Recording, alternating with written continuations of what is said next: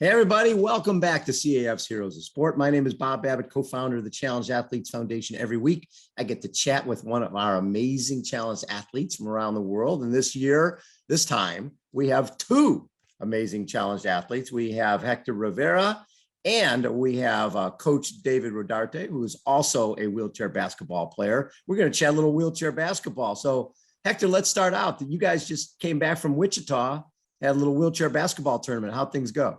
Everything went great. We went in as an 8 seed. We played first matchup was the Sharks. It was a tough battle.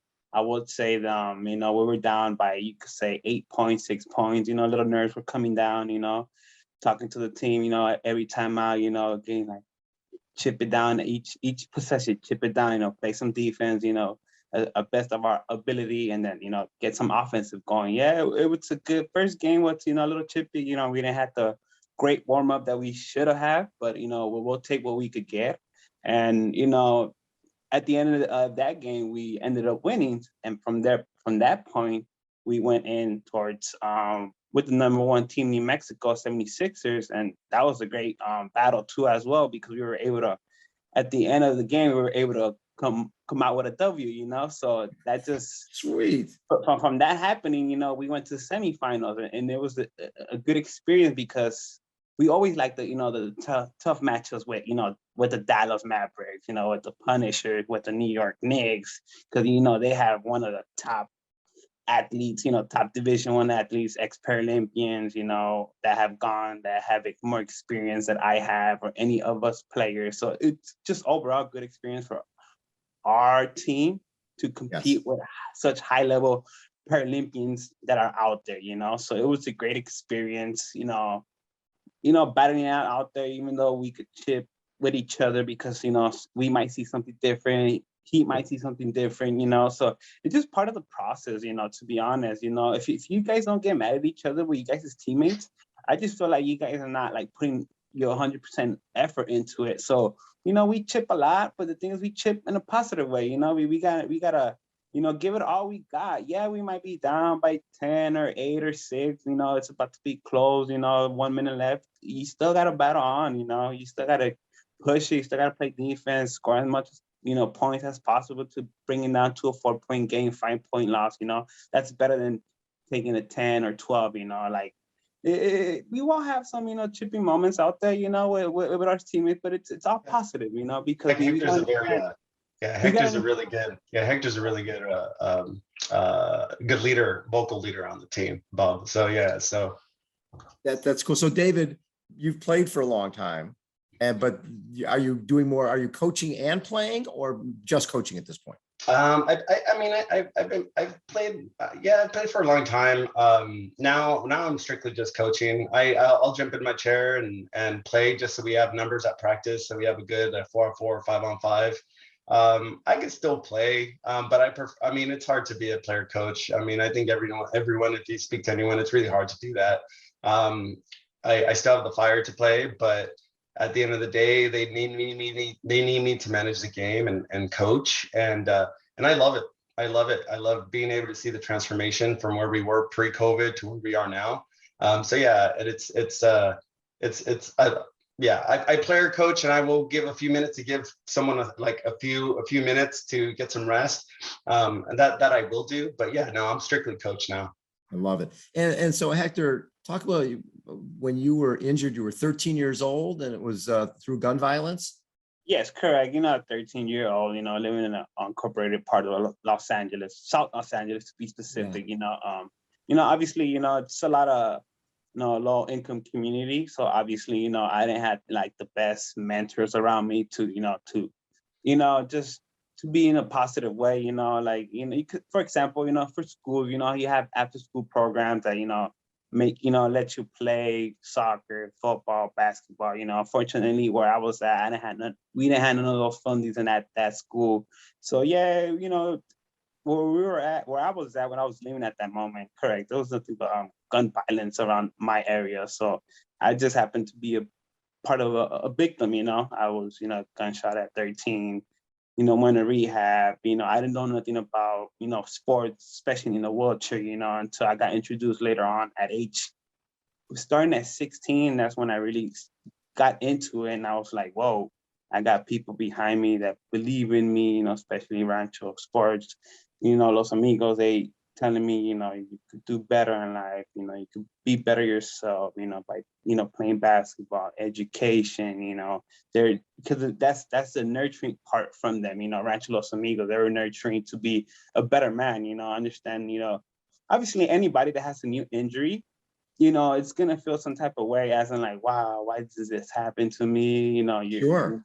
Of course, you're just gonna be thinking a lot, and it sucks because sometimes you do think negative way, because it's a new injury. You don't understand this, like this new transformation. You're just gonna go on in life, So they were really nurturing with me, Rancho Los Amigos, starting at a young age, and I do I appreciate that a lot because I have grown a lot, as a man, but I'm still learning more. There's no process of learning. You still got to learn more, even though as you get older and older, you're still learning. I'm still learning as I'm now, I'm still learning Division I basketball.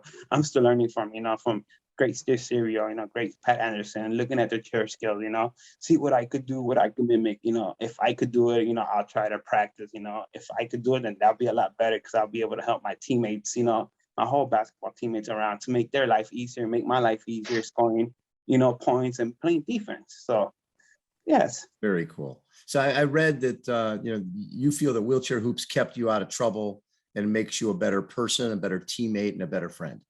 Correct. Yes, definitely. I 110% agree with that because you got to understand, I was living, when I got injured, I was just so negative, like I said, it's anybody that gets, a real severe injury, especially when it affects your bottom half, lower waist down, depending how high your injury or lower your injury is. So yes, it kept me out of trouble, it kept me in a positive way to to keep on going on life, to not be, I guess, mad, salty, whatever you want to call it, because it's true, Salty. you do sense that you get some type of way. There's some days that you go like, it's gonna be one of those days, man. But I just hope, at the end of the day, I can get through with this, and just be positive as much as I can. And yes, Rancho Los Amigos have helped me out a lot. I have helped other athletes too, that have come out from new injuries. You gotta tell them, it's not gonna be easy. At the first few years, especially the first and second year, not gonna be easy. Obviously rehab, a lot of moral support from other athletes as well that have in the same situation. So yes, Rancho Los Amigos have helped me out a lot, and have helped out the youth too as well. By me teaching them, wheelchair basketball, the skills, the communication, the being an aggressive player, but don't be too aggressive, but just enough to be like, all right, be aggressive and push, be aggressive enough to like motivate your teammates, that's just my type of aggression, that's just me as an athlete. And Coach could tell you that. Oh yeah. Well, Oh tell yeah. me that, Coach. So what type of player is Hector? Oh man, he's got grit. He's a fighter. He just he gets so locked into the game where sometimes I actually have to tell him to take a breather and relax. It's like, but you need one of those players on any team, because at least you just need someone, because there's gonna be times where, like, just like Hector said, you're gonna be down, and you need someone to light that fire underneath them, to get them going. And yeah, they respond. They respond to Hector. They listen to him because they see him not only a leader on the court, but they see him as a good individual outside the court, and they respect him. And I think that's the most important thing as a leader. They respect him as a leader on and off the court. Yeah, he's a really good player. So since we're talking wheelchair basketball, and since I see University of Illinois behind you, which I went to University of Illinois as well, I thought we'd bring another wheelchair basketball guy in who also went to University of Illinois and has won, 2 golds and a bronze at the Paralympics, Mr. Steve Serio. Steve, you have a little time to join us? Hey everyone. Yo, who's that guy? What's going on, everyone? Say, so how's the tournament? Oh, the tournament was awesome. It was only a couple days long, but it was an awesome event for sure. So you 4-time Paralympian, 2 golds, but a bronze in 2012. So I'm guessing you guys as a team got together after 2012 and decided, hey, it was great we got on the podium, but we're 2016. We don't really want to be looking up at anybody, right? Was that sort of a group think that, you know what, we're going to come back. We got unfinished business here. Browns is nice, but it's not our goal. Yeah, to be honest, my Team USA career has been kind of an upward trajectory since 2008, and the best part about my journey and ours as a collective unit for that time is that we had a number of learning opportunities along the way. Sports is a fantastic opportunity to provide people with incredible life lessons of, when you get knocked down, you get up. You learn a lot through your losses, more than, in my opinion, than you do with your successes. And in 2008, that fourth place finish, you mentioned a bronze medal win in 2012. We wouldn't be two-time gold medalists in Rio in 2016 and Tokyo in 2021 without those, quote unquote, tough finishes in the past. It's all part of the journey. And I'm just really fortunate to have had those experiences. So you've played against Hector, right? I have. I've played against Hector for a number of years. And, I don't know if you guys just talked about this, but they just upset the #1 team in the nation going into that tournament. So our paths were about to align. I thought that we were going to get a shot at you guys. But I've played against Hector for a number of years. And how do you assess his game? Man, to be honest, the first thing I think about when I think about Hector is how hard he pushes, how hard he plays, how much spirit that he has towards, the adaptive sport game, whether it's wheelchair basketball or wheelchair football. He's just someone who sticks out as someone who's just trying harder than everybody else. And, if we were to have played that team at nationals, that would have been my very first talk about, how talented and how hard that team tries. So when I look at the championship game, you're playing against Japan for 2020, which happened in 2021. It's 18-18 at the first quarter. You're up 32-27 and a half. That was a tight game. It was only 64-60 at the end of the game. You scored 28, and you basically needed every single one of those points for you guys to win the gold. Yeah, to be honest, this last weekend at Nationals was my first opportunity to hear other people's experiences from that gold medal game in Tokyo. Obviously, I have memories about being there and competing in that game, but it was really fun to hear everybody else's perspective on what it was like for them to cheer us on from home. And to be honest, the thing I heard the most was how much fun everybody had while they were cheering us on and watching the game. I'm glad they had fun, because for us, it wasn't the most fun experience. And it was filled with a lot of tension going back and forth. But to be honest, that's what you want out of those games. That's the hardest, toughest game that our sport has to offer in the entire world. And we knew Japan was going to be a tough out. We didn't think that they were going to run with us for the entire game, but they have some really talented players. And a lot of highlights been drawn to my 28 points, but we've won as a team from the very beginning. And I wouldn't have been able to do that for my team unless those guys were consistently setting me up, putting me in good positions. So I'm glad everybody else was having fun, but for us, it was a little bit stressful, and we're just happy that we were able to bring home the gold once again. It's one of those things where people are expecting you guys to win the gold. You're playing in their backyard. You're playing in Japan against Japan. That is a lot of pressure, man. It's one of those where you're excited when you win, but I'm sure there was a fair amount of relief as well. Yeah, they say the hardest thing to do in sports isn't to win that first one, it's to repeat and to win that second one, because now you can't come up and surprise on everybody. You have to constantly adapt your game and your style of play to the changing tides in the sport.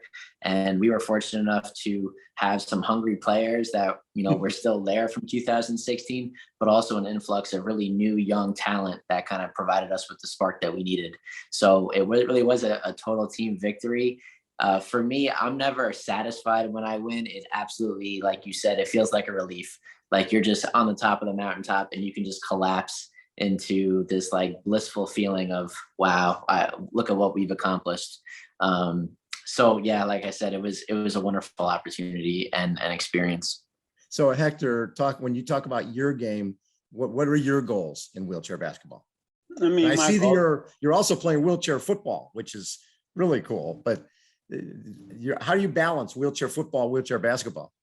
It was tough. Obviously, in the first year as football league just started this year, it was tough because we had a tournament before a basketball tournament. Obviously, obviously your body needs some rest. You know, I just had like 3 weeks of rest. Other players were injured, so obviously it's a complicated issue. But you know, if we obviously next year it's gonna be football season again, so we're gonna try to set the schedules, right? If we're gonna have a football tournament, we gotta make sure we don't have a basketball tournament the next week because we do need our bodies to rest. Because we did that this season and did not go so well for us. So that's one thing that we did learn from that. So now we know that if we having a football tournament next week, it's nothing but rest, no basketball tournament. So we learned that already. So from that point, no more basketball tournament after football tournaments. That's just straight up. But after rather than that, you know, it's fun, you know. First year football, you know, a lot of athletes were happy and excited about it, you know, especially being sponsored by the NFL, you know, the Bob Wood Foundation, you know, Move United, etc. So it was a great experience, you know. But as in my basketball goals would be, you know, just get better myself, get better with my teammates, you know, work hard, you know. Look what we did this year in nationals. You know, it was a great experience, you know, playing with these guys, you know, working hard, you know, talking, communicating on defense, offense, you know, who's to threat, who's not to threat, who to jump, who not to jump, who's a half jump, who's not a half jump, who's a full jump. You know, you just gotta understand, you know, the scenarios, you know, who's hot, who's not hot. You know, you just gotta understand that, you know, and once you're in the court, I'll be able to see that and I'll be able to communicate with my guys and let them know, hey, you gotta do this, you gotta do that. And if you didn't do it, you know, I'll let you know on timeout, like, hey, calm down. I know you seen something else, but you gotta let me communicate and let you tell you what I seen, you know, and what I think was the best case scenario.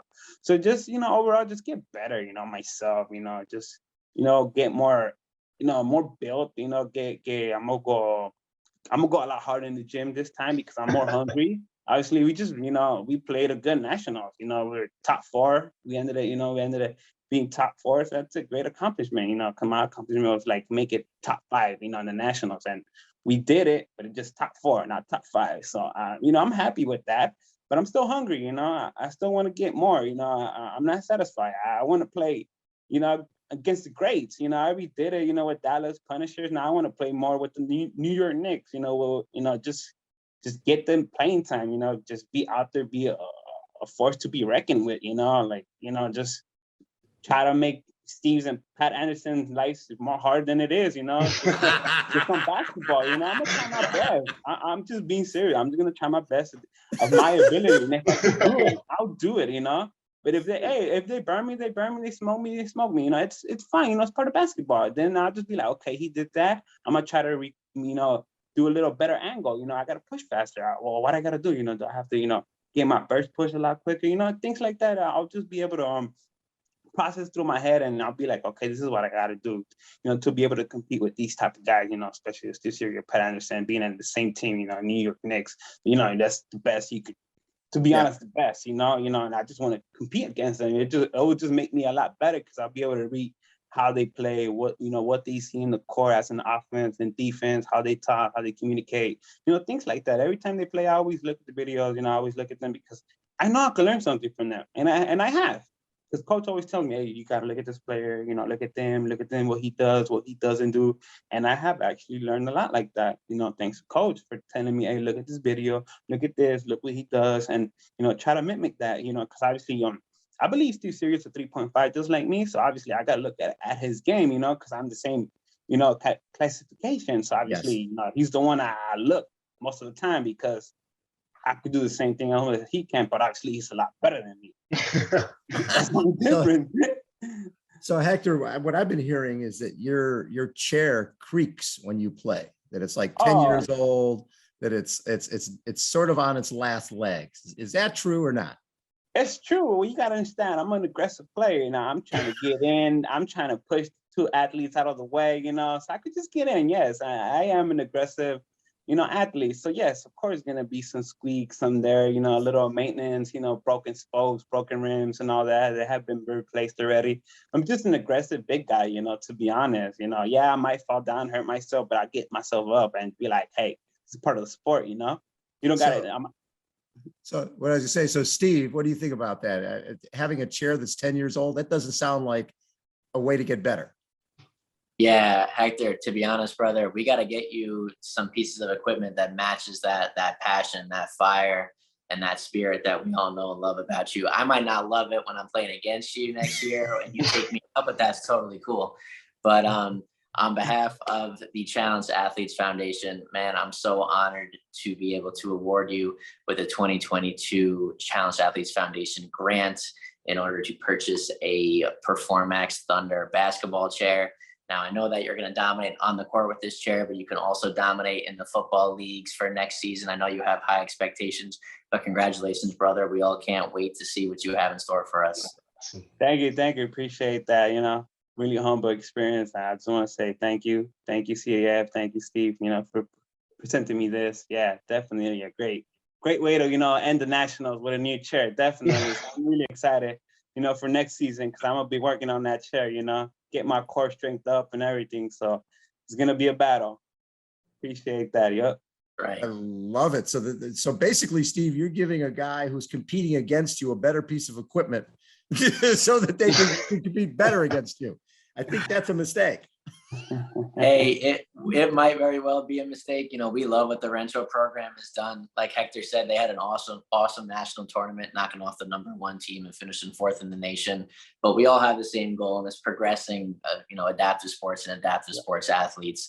And Hector is somebody who absolutely deserves this chair, and the sky's the limit for him and for that program for sure. So what I love, Hector, is that you won the first league championship in Kansas City, right? In football. Yes, we did. And that was one of my, my goals. And he's the QB. He's the QB of the team. He's the guy. Actually the leader. Believe it or not, that guy has a gun on him. I believe it. I believe it. I totally believe it. That is so cool. Well, Hector, first of all, congratulations. Wonderful having you part of the CEF family. You've been part of our CEF family for a while, right? Correct. Yes, I have. Wonderful. And David, thank you for everything you're doing. And I hear that you're getting a CEF grant as well. Yeah, getting a hand cycle, making the shift away from basketball. So, well, you won the LA Marathon in a hand cycle. It was an off year. Win. I don't know. It's not like anybody. You look at who won the LA Marathon in the hand cycle. It says David Rodarte won the race, right? You're the winner. Right. Now you're getting a new hand cycle, so you go even faster. Yeah, absolutely. We need the proper equipment, just like Hector, right? In order to be at your best and at the top, you need the best of the best. So yeah, absolutely. And Mr. Steve Serio, what you've done to create awareness around wheelchair sports and specifically wheelchair basketball, we couldn't be more grateful. You are such a great role model for everybody out there. And man, you can shoot 28 points in the gold medal game. What the hell? Yeah, lucky. Yeah. I got lucky.